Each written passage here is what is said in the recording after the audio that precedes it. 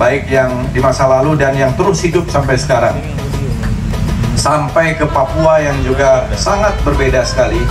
dan juga tentu saja unik, dan